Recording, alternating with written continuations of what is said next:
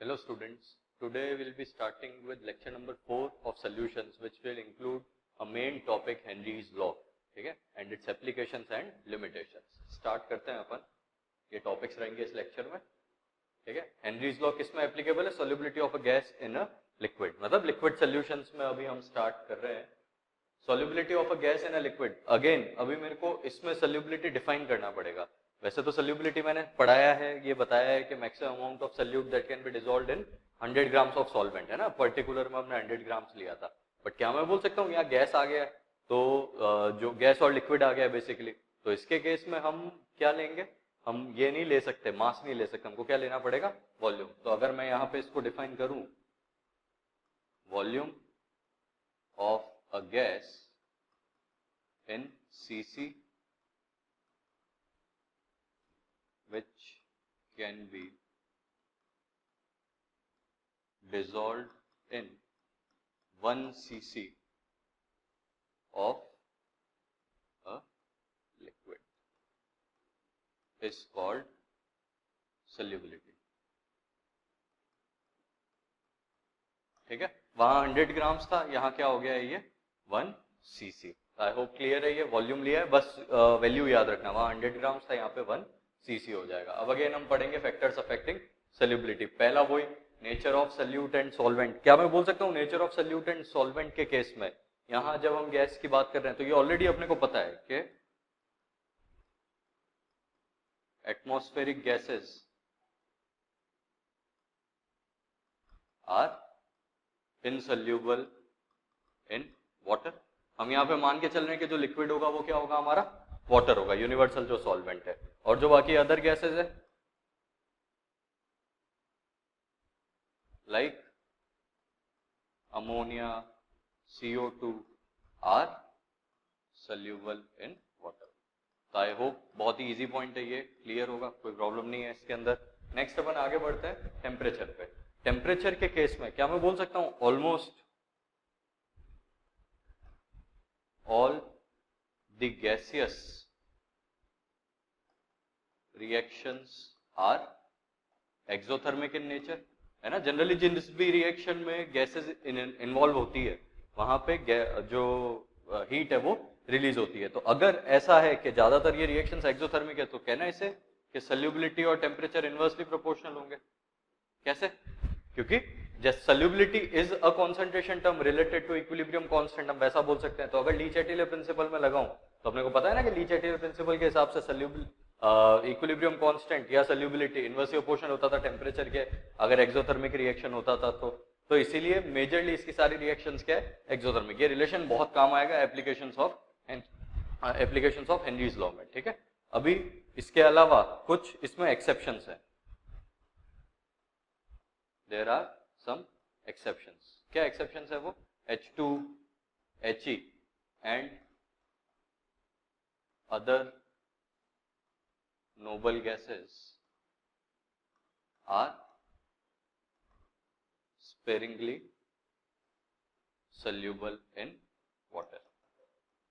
Hydrogen और जो भी नोबल गैसेस है, हीलियम, नियोन, ये सारी they are sparingly soluble in water. तो इनके लिए हम ये बोल सकते हैं कि सॉल्युबिलिटी और टेम्परेचर क्या होंगे, प्रोपोर्शनल होंगे, क्योंकि इसके अंदर ये जो रिएक्शंस होती है ये एंडोथर्मिक होती है. इसीलिए ये इसके अंदर एक्सेप्शन आया है कि ये जो स्पेरिंगली सॉल्युबल गैसेस है इनके केस में क्या हो जाएगा, reaction will be endothermic, hence solubility will be proportional to temperature. ठीक है, आगे बढ़ते हैं अपन. अब मेन जो हमने पिछले केस में फैक्टर डिस्कस नहीं किया था लेकिन यहां करेंगे, दैट इज प्रेशर. प्रेशर के अंदर ही हेनरीज लॉ आएगा. प्रेशर, इसका जो प्रेशर का पॉइंट है ये क्या बोलता है कि partial pressure of a gas, या इसको चलो उल्टा करके लिखते हैं अपन, कोई प्रॉब्लम नहीं है, एक ही बात है, मतलब दोनों सही है, बट इस फॉर्म में लिखोगे तो सही रहेगा. सॉल्युबिलिटी,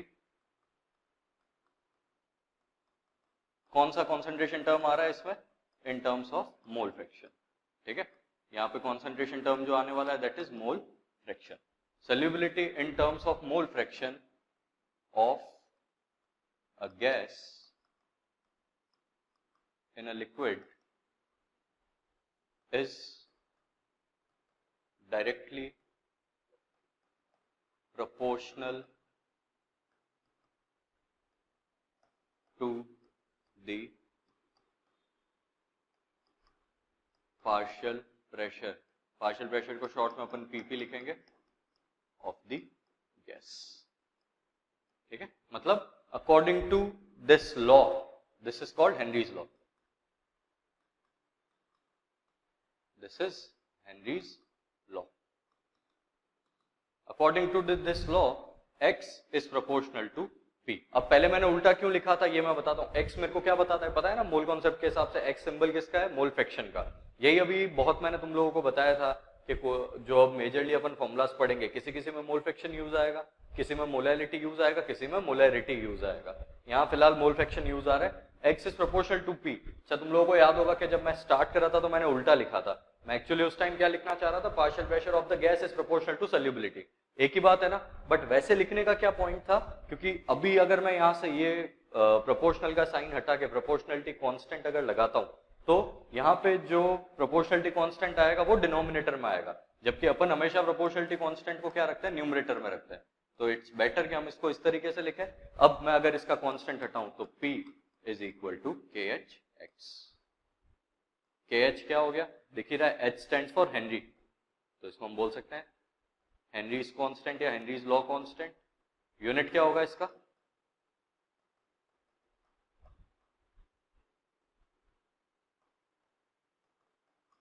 प्रेशर वाला यूनिट हो जाएगा ATM, बार, पास्कल, जिसमें भी वैल्यू दिया हुआ है प्रेशर का। अब इसमें तुम्हारा जो स्टेट्स ऑफ मैटर का प्रेशर कन्वर्जन है वो काम आएगा, बहुत यूज आएगा। समझ में आया हेनरीज कांस्टेंट का यूनिट, क्योंकि ये तो क्या है, यूनिटलेस है। यहाँ पे ये तो क्या रहने वाला है, यूनिटलेस रहने वाला है। तो KH और P का यूनिट क्या होगा, सेम। नाउ कहने से इफ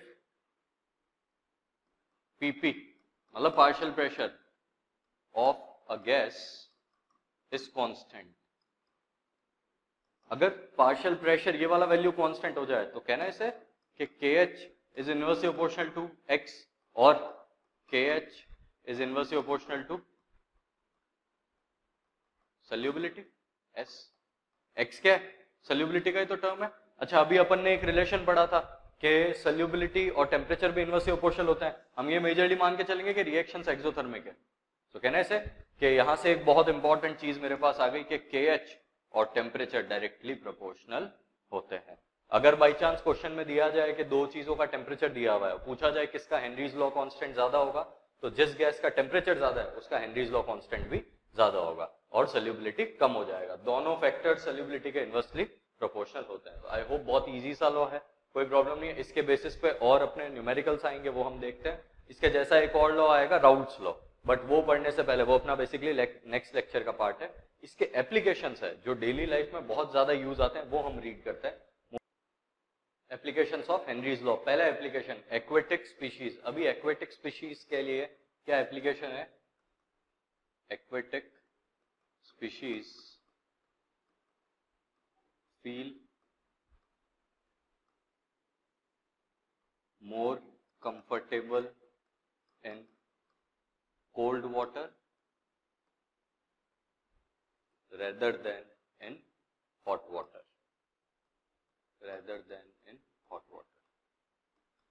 ये क्या हुआ, क्यों ऐसा होता है कि एक्वेटिक स्पीशीज जो होती है वो ठंडे पानी में ज्यादा कंफर्टेबल फील करती है in comparison to hot water. इसका रीजन क्या है, क्या मैं बोल सकता हूं कि when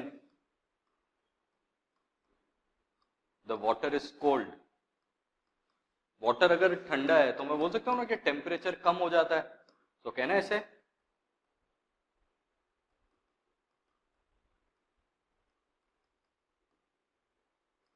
solubility of oxygen in water increases because जो solubility है that is inversely proportional to temperature। तो अगर टेम्परेचर कम होगा तो solubility क्या होगा, बढ़ जाएगा। तो solubility अगर बढ़ता है तो उस केस में जो एक्वेटिक स्पीशीज है उनको ब्रीथ करने में, उनको ऑक्सीजन इनटेक लेने में ज्यादा कंफर्टेबल, मतलब ज्यादा कंफर्टेबल वो लोग रहते हैं। अगर कोल्ड वाटर होता है तो पानी अगर गर्म होगा तो उसके केस में उसका जो सॉल्युबिलिटी है ऑक्सीजन का या जो भी अदर गैसेज है जो उनके रेस्पिरेटरी सिस्टम के लिए जरूरी है, वो अगर इनहेल करेंगे तो उसका सॉल्युबिलिटी अगर कम होगा तो ब्रीदिंग में हमेशा क्या आएगा, उनको प्रॉब्लम आएगा। इसीलिए हम बोल सकते हैं कि aquatic species feel more comfortable in cold water rather then in hot water. Next is soft drinks. Soft drinks में कैसे यूज आता है, सॉफ्ट ड्रिंक्स में आप लोगों को पता है जो सोडा बॉटल्स है उनकी बात करता हूं मैं, तो या कोल्ड ड्रिंक हो गई, अपनी जो भी चीजें हो गई, इनमें जब भी हम जैसे ही उसका ढक्कन खोलते हैं तो एकदम से जो सोडा है वो ऊपर आके बाहर आने का ट्राई करता है। ऐसा क्यों होता है? क्योंकि सोडा का मतलब क्या होता है? बेसिकली सोडा के अंदर क्या होता है? CO2 होता है। तो जैसे ही बोतल का ढक्कन मैं खोलता हूँ, एकदम से बाहर आने का क्यों ट्राई करता है वो? क्योंकि जो CO2 है, जो सॉफ्ट ड्रिंक की बॉटल्स है उसके अंदर CO2 बहुत ज्यादा हाई जो प्रेशर है उस पर फिल किया जाता है। मतलब अगर मैं इसके अंदर लिखूं, in soft drink and soda bottles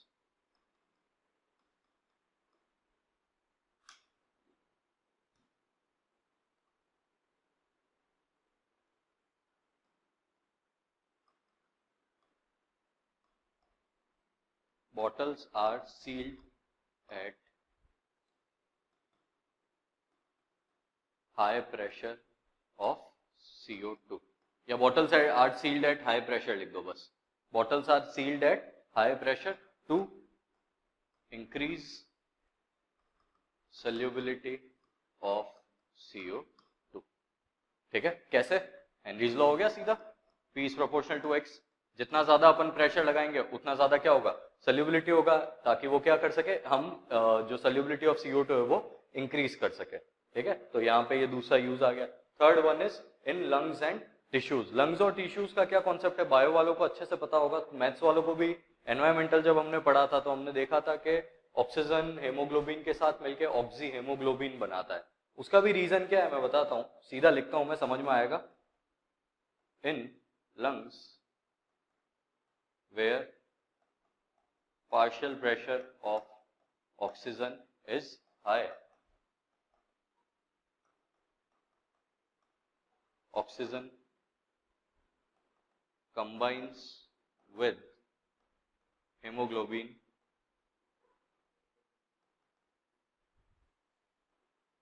to form oxyhemoglobin। ठीक है? In tissues, in tissues where partial pressure of oxygen is low, oxyhaemoglobin जो बना था लंग्स में, oxyhaemoglobin releases oxygen for other cellular activities. समझ रहे हो? जहां पे पार्शियल प्रेशर ऑक्सीजन का ज्यादा था, जहां पे भी पार्शियल प्रेशर ऑक्सीजन का ज्यादा था, तो वहां पे ऑक्सीजन क्या कर गया? रिएक्ट कर गया हेमोग्लोबिन के साथ, क्योंकि ऑक्सीजन का हेमोग्लोबिन में सॉल्युबिलिटी ज्यादा था, तो उसने क्या बना दिया? Oxy haemoglobin. लेकिन टिश्यूज जहां पे उसका पार्शियल प्रेशर कम था, तो जो ऑक्सी हेमोग्लोबिन बना था उसने वो ऑक्सीजन रिलीज कर दिया, ताकि जो अदर सेल्यूलर एक्टिविटीज है वो हो सके। तो अगेन इसमें भी क्या लगता है? हेनरीज लॉ लगता है। ये बहुत इंपॉर्टेंट 3 एप्लीकेशंस हो गई। The fourth one is the most important application, that is scuba diving.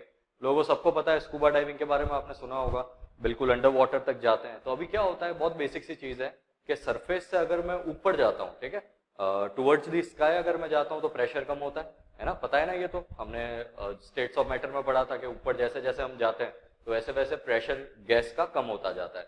लेकिन जैसे जैसे मैं नीचे जाता हूँ, ठीक है, प्रेशर ऑफ एयर ऊपर जाते हुए कम होता है। जैसे जैसे मैं अंडर वाटर जाऊंगा वैसे वैसे प्रेशर, जो भी गैसेज है वाटर के अंदर प्रेजेंट है या जो और जो भी गैसेज है वो सब का प्रेशर क्या होता जाएगा? बढ़ता जाएगा। तो अभी क्या होता है, जब स्कूबा डाइवर्स अंडर वाटर जाते हैं तो स्कूबा डाइवर्स जैसे ही नीचे जाते रहेंगे वैसे वैसे उनके अंदर जो डिसॉल्व्ड गैसेज है उसका जो अमाउंट है वो बढ़ता जाता है, क्योंकि सॉल्युबिलिटी बढ़ता है। ठीक है, वो तो प्रॉब्लम नहीं है। लेकिन जैसे ही वो वापस ऊपर आता है वैसे ही वो प्रेशर क्या होने लग जाता है? रिलीज होने लग जाता है। तो अगर प्रेशर डिक्रीज होगा तो उस डिक्रीज ऑफ प्रेशर की वजह से क्या हो जाता है कि जो नाइट्रोजन बबल्स बन जाते हैं ब्लड के अंदर, ब्लड सेल्स में जो नाइट्रोजन के बबल्स बन जाते हैं, तो उसकी वजह से एक मेडिकल कंडीशन आ जाती है which is called bends, BNDS, bends, that is dangerous to life. ठीक है, वो बहुत प्रॉब्लमेटिक है। तो इसीलिए उस सिचुएशन को अवॉइड करने के लिए हम लोग एक कोई ऐसी गैस मिक्स करते हैं, जो भी वो टैंक्स लेके जाते हैं, पता ही आपको, स्कूबा डाइवर्स टैंक्स लेके जाते हैं। तो सॉल्युबिलिटी ऑफ N2, क्योंकि जब ऊपर आएंगे तो N2 गैस का प्रेशर क्या होता जाएगा? कम होता जाएगा। तो वो N2 बबल्स ना बने इसीलिए हम लोगों को जो ब्लड है, ब्लड के अंदर जिस गैस का लो सोल्यूबिलिटी होता है, उनके जो टैंक होते हैं उसमें उससे फिल करना पड़ता है। तो वहां वो जो गैस यूज आता है दैट इज हीलियम। क्योंकि हीलियम क्यों यूज करते हैं? Because of its low solubility in blood. तो जो वो टैंक्स लेके जाते हैं उसमें ऑलरेडी ऑक्सीजन नाइट्रोजन तो होता ही है, साथ में हम लोग क्या फिल करते हैं? हीलियम, ताकि हम ये बैंड्स वाली कंडीशन को अवॉइड कर सके। मतलब क्या हो गया, अगर मैं लिखूं scuba divers must cope up with high concentrations of nitrogen gas while going underwater, because pressure of N2 increases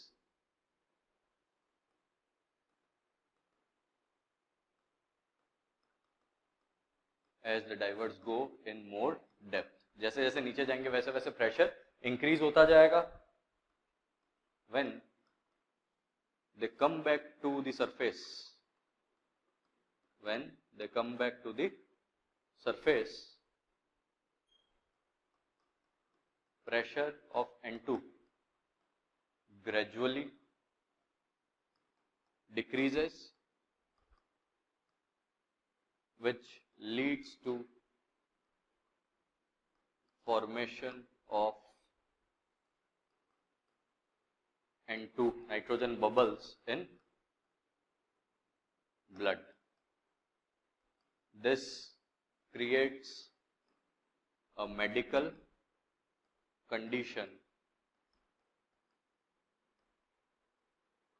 called bends, which is dangerous to life। तो अगेन हम बोल सकते हैं ना कि ये हेनरीज लॉ का ये एप्लीकेशन है, क्योंकि जैसे जैसे नीचे जा रहे हैं वैसे वैसे प्रेशर बढ़ रहा है, प्रेशर बढ़ रहा है तो इस वजह से सोल्यूबिलिटी भी बढ़ेगा, ठीक है ना, high concentration of N2 gas, क्योंकि प्रेशर बढ़ेगा तो सोल्यूबिलिटी भी बढ़ेगा। इसको बेंड्स बोलते हैं। टू अवॉइड दिस,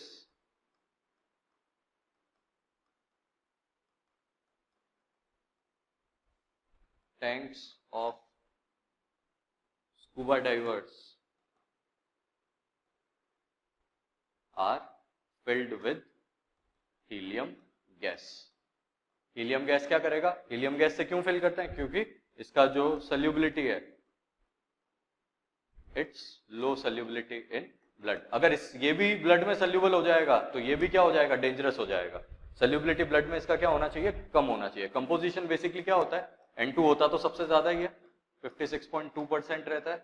हीलियम हम इसमें फिल करते हैं दैट इज 11.7%, और बचा हुआ क्या आ जाता है? ऑक्सीजन। ऑक्सीजन कितना हो जाएगा? आई थिंक 32.1% आएगा, चेक कर लेना। 100% होना चाहिए तीनों का सम, ठीक है। तो ये पूरा इसका कंडीशन हो जाता है। तो सबसे इंपॉर्टेंट जो चीज है, जो सबसे बड़ा एप्लीकेशन है वो स्कूबा डाइविंग है। Next last that is high altitudes. जैसे जैसे हम हाइट पे जाते हैं, ये ऑलरेडी अपन पढ़ चुके हैं, नया कुछ नहीं है इसके अंदर। तो प्रेशर क्या हो जाता है? कम हो जाता है। प्रेशर ऑक्सीजन का अगर एयर में कम हो रहा है तो मैं बोल सकता हूँ सोल्यूबिलिटी ऑफ ऑक्सीजन कम हो गया basically due to Henry's law. तो प्रेशर डिक्रीज होने की वजह से सोल्यूबिलिटी डिक्रीज हुआ, इसीलिए हाइट्स पे जाते हुए ब्रीदिंग प्रॉब्लम आता है, और उस वजह से कोई भी पर्सन मेंटली वीक हो जाता है, वो बराबर से सोच नहीं पाता है। इस कंडीशन को बोलते हैं एनोक्सिया। वो भी लिख देते हैं अपन। while going at higher altitudes, pressure of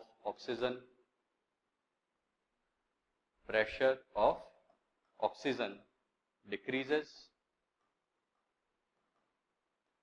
which leads to decrease in concentration of O2 in air, which causes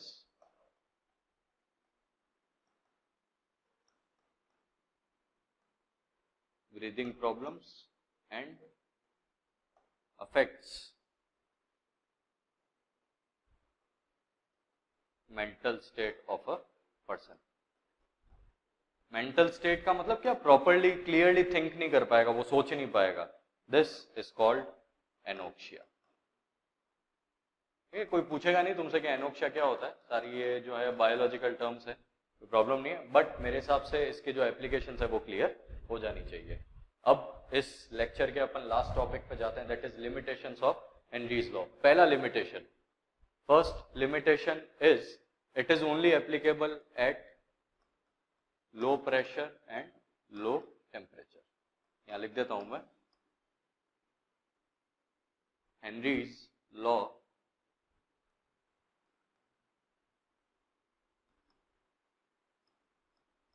is applicable when pressure and temperature both are low. Number 2, gas is not highly soluble. Gas ज्यादा soluble नहीं होनी चाहिए। इसी को दूसरे तरीके से लिख सकते हैं, gas must not react completely with liquid, मतलब with solvent. Last one, gas should neither dissociate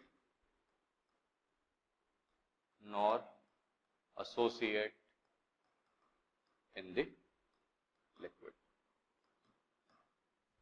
ठीक है, ये तीनों पॉइंट एक जैसे ही है। हाईली सल्यूबल नहीं होना चाहिए, उसको दूसरे तरीके से बोल सकते हैं कि हाईली सल्यूबल वैसे भी किसकी बात हो रही है, लिक्विड की बात हो रही है, तो मतलब रिएक्ट कंप्लीट, मतलब पूरा तरीके से रिएक्ट नहीं करना चाहिए सॉल्वेंट के साथ। या एक और तरीके से बोल सकते हैं, अगर डिसोसिएट या एसोसिएट कर रहा है, मतलब क्या कर रहा है, वो रिएक्ट कर रहा है। तो ये तीनों पॉइंट्स एक जैसे हैं, बट प्रेशर और टेम्परेचर की कंडीशन याद रखना। इसीलिए ये लॉ फेल हुआ। इस लॉ से बेटर एक लॉ आया विच इज कॉल्ड राउल्ट्स लॉ, जो कि हम अपने नेक्स्ट लेक्चर में पढ़ते हैं। यहाँ पे जाके ये वाला जो लेक्चर है ये खत्म होता है। ठीक है।